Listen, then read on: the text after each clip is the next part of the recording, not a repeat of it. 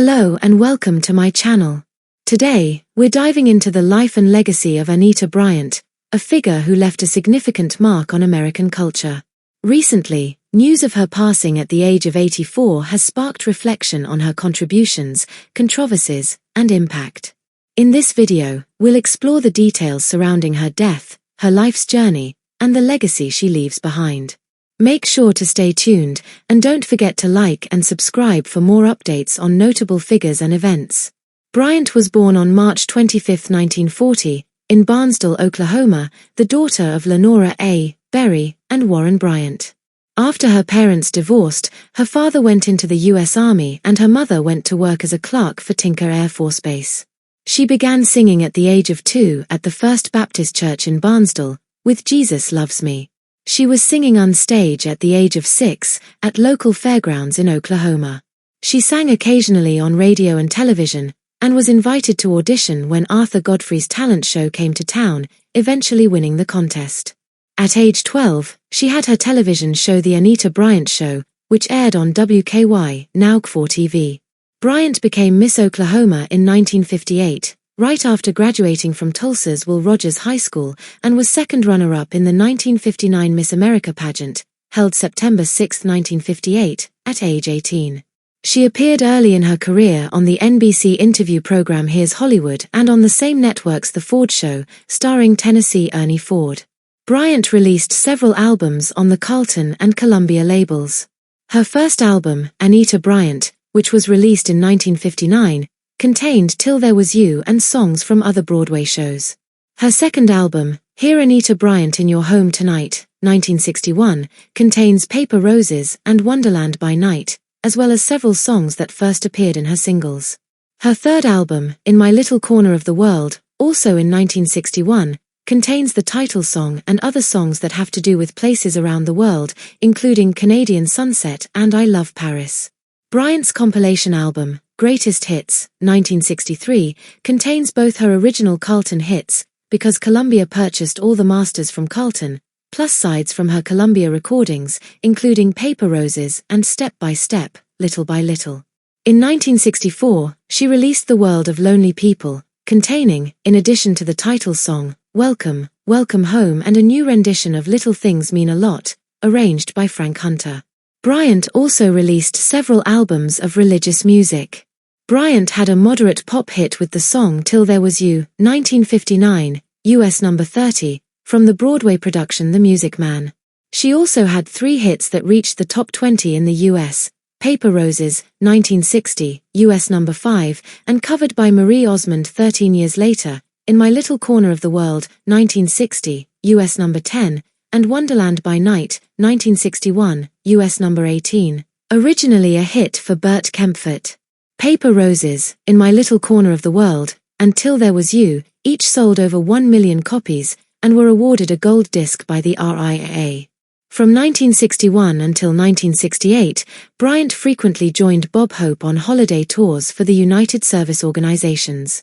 She again traveled with Hope for televised shows during the Vietnam War. Bryant was given the Silver Medallion Award from the National Guard for Outstanding Service by an Entertainer and the Veterans of Foreign Wars Leadership Gold Medallion. Between 1964 and 1969, Bryant performed at multiple White House functions, including both the Democratic Convention in Chicago and the Miami Republican Convention in 1968. In 1967, with I Believe she moved towards gospel, which would also characterize the music of her other albums. In 1969, Bryant became a spokeswoman for the Florida Citrus Commission, and nationally televised commercials featured her singing Come to the Florida Sunshine Tree and stating the commercial's tagline, Breakfast without orange juice is like a day without sunshine. Later, the slogan became, It isn't just for breakfast anymore. In addition, during that time, she appeared in advertisements for Coca-Cola, Kraft Foods, Holiday Inn, and Tupperware. In the 1970s, Bryant was teamed up with the Disney character Orange Bird, with whom she appeared in several orange juice commercials. She also sang the Orange Bird song and narrated the Orange Bird record album, with music written by the Sherman Brothers. She also published her cookbook, Bless This Food, the Anita Bryant Family Cookbook, described as much more than a cookbook. This is the story of a family devoted to Christ. Bryant sang the Battle Hymn of the Republic during the halftime show of Super Bowl V in 1971, and at the graveside services for President of the United States Lyndon B. Johnson in 1973. Bryant hosted a 2-hour television special, The Anita Bryant Spectacular, in March 1980. She recounted her autobiography, appeared in medleys of pre-recorded songs, and interviewed Pat Boone.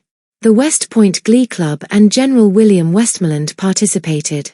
In 1977, Dade County, Florida, passed an ordinance sponsored by Bryant's former friend Ruth Shack that prohibited discrimination on the basis of sexual orientation. Bryant led a highly publicized campaign to repeal the ordinance, as the leader of a coalition named Save Our Children. The singer was especially concerned about the fact that the ordinance risked authorizing homosexual people to work in Christian schools and become role models, because her own children were enrolled there. The campaign was based on conservative Christian beliefs regarding the sinfulness of homosexuality and the proposed threat of homosexual recruitment of children and child molestation.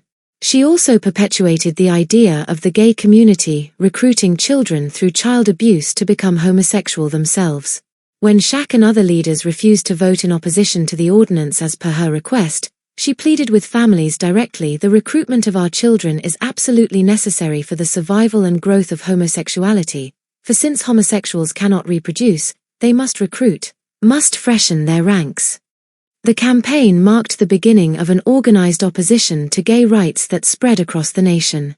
Jerry Falwell went to Miami to help Bryant. She made the following statements during the campaign: "As a mother, I know that homosexuals cannot biologically reproduce children.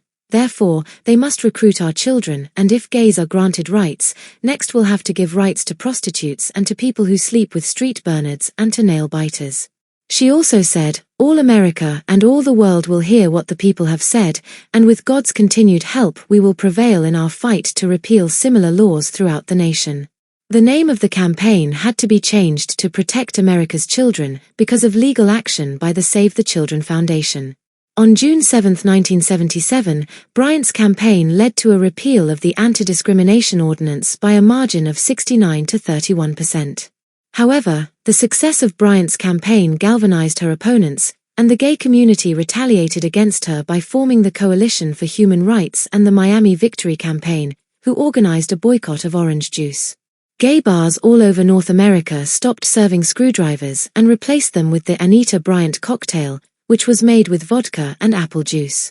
Additionally, merchandise such as buttons, bumper stickers, and t-shirts with slogans like "A day without human rights is like a day without sunshine" were sold to push the anti-discrimination movement further.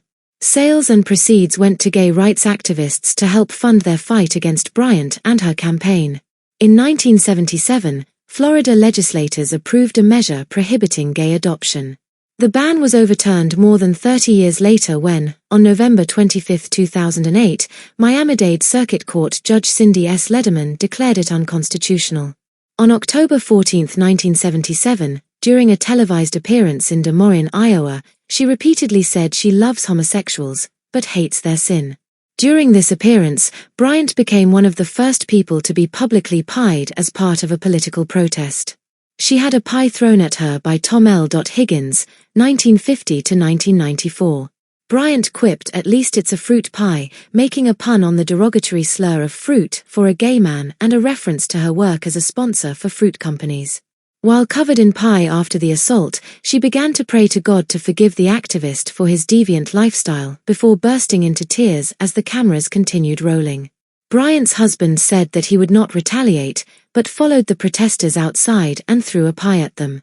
By this time, gay activists ensured that the boycott on Florida orange juice had become more prominent, and it was supported by many celebrities, including Jane Fonda, Paul Williams, and Vincent Price. He joked in a television interview that Oscar Wilde's A Woman of No Importance referred to her.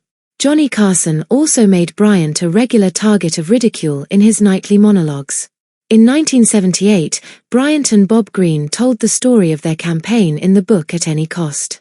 The gay community continued to regard Bryant's name as synonymous with bigotry and homophobia. But at the same time, her name became a call to action for gay rights activists, and motivated many to picket her events, host anti-Bryant protests across the country, and increase attendance in and frequency of pride marches. Bryant led several more campaigns around the country to repeal local anti-discrimination ordinances, including campaigns in St. Paul, Minnesota, Wichita, Kansas, and Eugene, Oregon.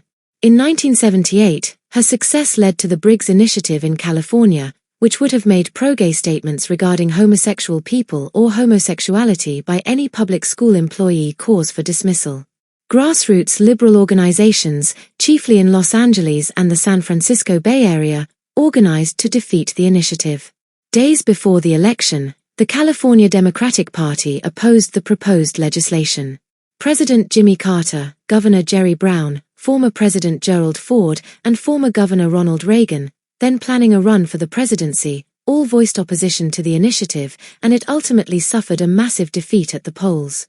In 1998, the Miami-Dade County Commission reinstated the ordinance protecting individuals from discrimination on the basis of sexual orientation by a narrow 7-6 vote. In 2002, a ballot initiative to repeal the 1998 law, called Amendment 14, was voted down by 56% of the voters. The Florida statute forbidding gay adoption was upheld in 2004 by a federal appellate court against a constitutional challenge, but was overturned by a Miami-Dade Circuit Court in November 2008. In 1960, Bryant married Bob Green, 1931–2012, a Miami disc jockey, with whom she eventually raised 4 children, Robert Jr., Bobby, Gloria, and twins Billy and Barbara. She divorced him in 1980, attracting allegations of hypocrisy from the Christian right, who cited the indissolubility of Christian marriage. Bryant married her second husband, Charlie Hobson Dry, in 1990. She was a member of Victory Church in Wat Acres, Oklahoma, a non-denominational evangelical church. They remained married until his death in April 2024, 8 months before Bryant's death. In 2021, Bryant's granddaughter, Sarah Green, came out publicly on an episode of Slate's one-year podcast series by announcing her pending marriage to a woman, although she was having difficulty deciding whether she should invite her grandmother to the ceremony. Bryant died from cancer at her home in Edmond, Oklahoma, on December 16, 2024. The cause was cancer, her son William Green said. The family placed a paid obituary in the Oklahoman, a newspaper in Oklahoma City, on Thursday.